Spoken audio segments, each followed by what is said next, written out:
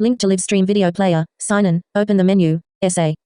Features mental health. When no one wants to listen. How being heard saved me from suicide. At age 12, then at 35 when on the verge of suicide. Discovering that I was heard and therefore not alone saved my life.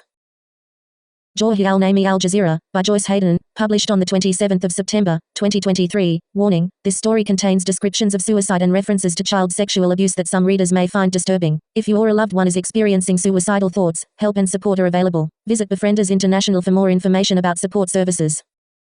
I am 12 years old and standing in the shower. It is a Monday morning before school and I've turned the water temperature all the way up so it will scald my skin and burn any traces of the past weekend off my body and out of my memory. I am not just washing my hair, I am making a plan to end my life. I have 4 options in my mind. Each of them scares me. My mother knocks on the door, telling me to hurry or I'll miss my bus. That startles me into action. I settle on my plan, turn the water off and feel relief flow down my spine. According to a medical journal article published in April, 2023, suicide is now the leading cause of death for 13 to 14-year-olds in the United States. When I was 12, I thought I was alone in considering such drastic action. No one I knew discussed suicide. It was not a topic that was ever brought up in school, but it was an idea that had lingered in my head for many months before that Monday morning shower. Keep reading.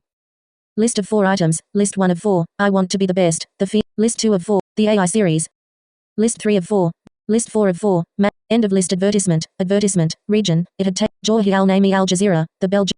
That Monday, as I walked through the school halls between classes, I saw my classmates at their lockers, laughing, joking, and talking about their weekends. I had friends. I enjoyed hanging out with them at lunch or at the park near our school in central New York State and at occasional sleepovers. As I watched them, I knew that I did not want to die, the bell jar. I wasn't alone that Monday. As I walked through the school halls between classes, I saw my classmates at their lockers, laughing, joking, and talking about their weekends. I had friends. I enjoyed hanging out with them at lunch or at the park near our school in the bell jar. I wasn't alone. Link to live stream video player. Sign in. Advertisement. Region. I hadn't told my parents because sexual abuse was another topic that was never discussed. I had never heard of it before, had never been warned. I didn't even have language for what was happening to me. All I knew was that I had to implement my suicide plan before Friday, when we were due to visit his house again. I knew I could not let him touch me one more time, that I would do absolutely anything to prevent that.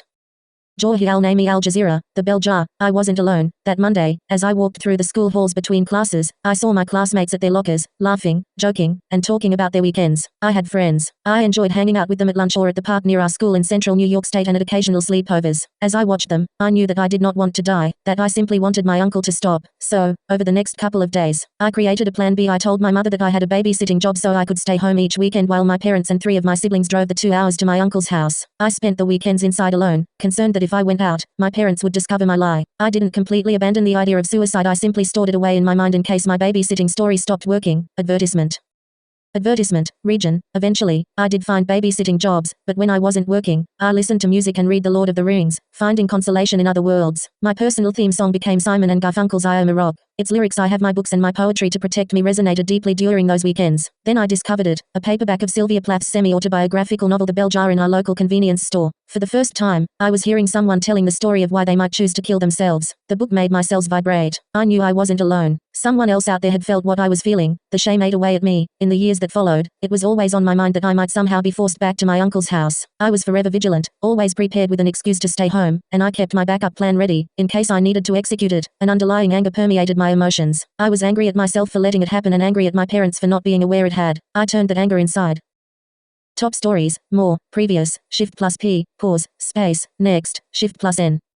New Zealand lobbied French on Solomon Islands. China pact, cable show, Israel's killing raid, Canadian doctors call, far-right makes gains in it, Biden and Trump border visits highlighted, keys to lost homes in Gaza become Zambia declares national read more, celebrating black history, a legend for our people, U.S. lawmakers confront defense is nuclear power the key to, what role does Parliament, Zambia declares national disaster. I convinced myself that once I became an adult, life would be better. I had no way of knowing at that young age, that self-blame and anger can follow you.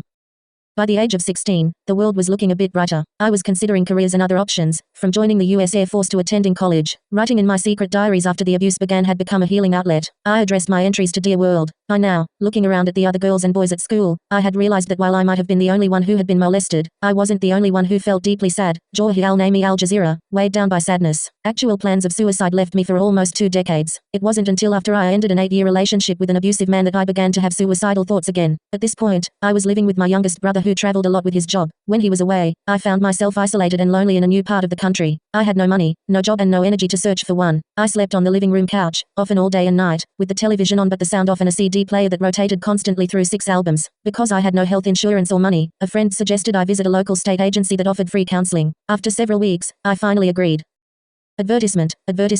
In our meeting, I explained to the counselor that I wanted to paint my bedroom black and never emerge, that while I was at my lowest weight ever as an adult, I felt like I weighed 300 pounds, 136 kg, overloaded by the self-hatred and lethargy my sadness created. I blamed myself for the actions of my abuser who for years told me his violence was my fault. Instead of asking me questions or trying to understand my state of mind, she said it made no sense that I was feeling so down when I had finally left my abuser. I should be feeling on top of the world, she told me. I left and never returned. I went home, wrapped myself in a blanket and stayed on the couch for days. When I couldn't take the heaviness weighing on my body and my heart, I made another plan, just as I had that morning in the shower. I determined my method and visualized myself carrying it out. I was 35 years old and felt truly hopeless. At 16, it seemed that life could improve, but at 35, I felt too old to do the necessary emotional work to lift myself out of my depression. I knew I needed outside assistance, but just contemplating trying to find a counselor who would understand and help me felt like a Herculean task. I had no desire to do anything. In fact, it was my lack of energy that saved me one night. I kept trying to push myself up off the couch to go to the next room and carry out my plan, but I couldn't move. Years of grief and fear and guilt had built up inside me in thick layers that had hardened into rock. I was immobile that night. I shut out thoughts of my family and friends and imagined the peace I thought I would feel once dead. Before I fell asleep, I told myself that if I still felt the same way in the morning, I would get up and carry out my plan.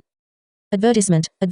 Region, Jazeera. Someone who listened. Somehow, the next morning, a shard of hope entered my mind and I put my plan on hold. Day by day I considered taking the action, until one morning, I began calling counselors and found one who agreed to work with me at a very low price. After our first session, I came home and wrapped myself in a Navajo blanket my brother had purchased in Santa Fe. I huddled in a ball and cried. This counselor validated my emotions. She understood me. I felt the same way I had after reading the bell jar all those years earlier. I wasn't alone. I knew I was going to be okay. I knew this woman would help me and she did. She listened carefully and with compassion, and the more she did, the more I was able to stop hiding behind secrets and lies. I realized my anger, guilt and hopelessness were intensified by the fact that, in addition to the physical and emotional abuse I had experienced at the hands of my abuser, I had yet to deal with the buried grief of childhood molestation. In both instances, I blamed myself for the abuse. I felt I somehow deserved it. I told none of my family or friends because I believed they would blame me. I had no self-esteem. I had convinced myself ever since I was 11 that everything that happened to me was my fault. Advertisement. Region. Until I found the counselor who would help me, I told no one of my plans or how deep and dark the depression I lived in was. No one in my world had any idea I was seriously considering taking my life. The world didn't seem to want to know. No one around me ever mentioned suicide. My secrets had locked me into a cell of isolation once more. Joyce Hayden Al Jazeera. He died alone. 3 months ago, I learned that my most recent boyfriend had died by suicide. We hadn't been in touch for a few years. When I ordered and received the death certificate in the mail and read the cause of death, I was deeply shocked. He was the last person I ever thought would take his own life. He was smart and funny, and in the back of my mind, I always wanted to see him again. He lived to fly fish in small local streams, to hike the many mountains of western Massachusetts. Like me, when I was younger, he found consolation in music and books and nature. He was a loner, even in our relationship. He had no friends, just a couple of work acquaintances he didn't interact with outside of the job. I knew when I left him he might be lonely. However, I assumed he would find another girlfriend and move on with his life. Advertisement. Region. He died alone in his house. It took 3 weeks for authorities to locate a relative to receive permission to dispose of the body. When the initial shock of his death began to wear off, anger that he took his life rose in my throat. I stood above the Grand Canyon on a planned trip with my sister and screamed into the depths. Since then I have been filled with a lingering sadness. For 2 months I read the death certificate over and over before bed each night. The reality wasn't sinking in. I continue to struggle with why. I am left with questions that will never be answered. The many questions of what if. Advertisement.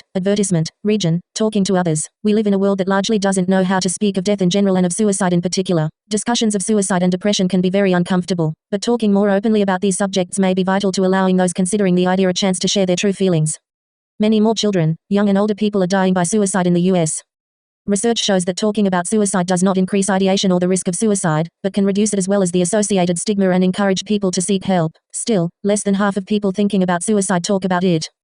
I could put on a good front when I was close to suicide. I didn't lay on the couch all day sleeping when others were around. I hid my plans well. In her book, Sylvia Plath explains that it is impossible to know if or when the bell jar will descend again. I don't know if it will descend again for me. No one knows. What I have learned over the course of my life as I have dealt with my depression and suicidal thoughts is that by talking to others about my genuine emotions, despite how difficult that may be, I have felt less alone and have been able, with the assistance of counselors and close friends, to find hope and purpose in staying alive. A friend pointed out recently that the reason I am struggling so much with my former boyfriend's suicide is that his death has forced me to see how my my own suicide would have impacted my family and friends. When I was 12, and when I was 35, I could not think or imagine life beyond the moment of my death. I am on the other side now and I feel the hole of loss that my former boyfriend's suicide has left. Nothing can fill it, but talking about it may be able to prevent it for others. September is National Suicide Prevention Month in the United States.